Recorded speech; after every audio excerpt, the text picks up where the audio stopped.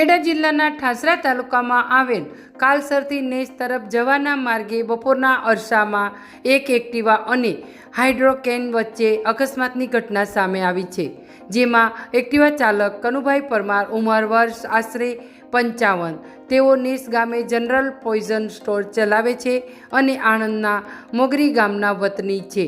Activa ચાલક કનુભાઈ પરમાર ડાકોરથી નેસ તરફ જઈ રહ્યા હતા ત્યારે કાલસર અને નેસ રોડ વચ્ચે હાઇડ્રોકેન દ્વારા અકસ્માત થતાં તેઓના શરીરે ગંભીર ઈજાઓ થવા પામી હતી।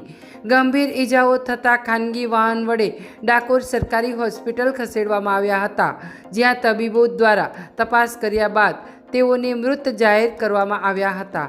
આ ઘટનાને લઈને સ્થાનિકોમાં ભારે રોષ જોવા મળી રહ્યો હતો અને મૃતકના પરિવારજનોમાં ભારે શોકની લાગણી વ્યાપી જવા પામી છે। અહેવાલ સંજય ચુનારા, ખેડા।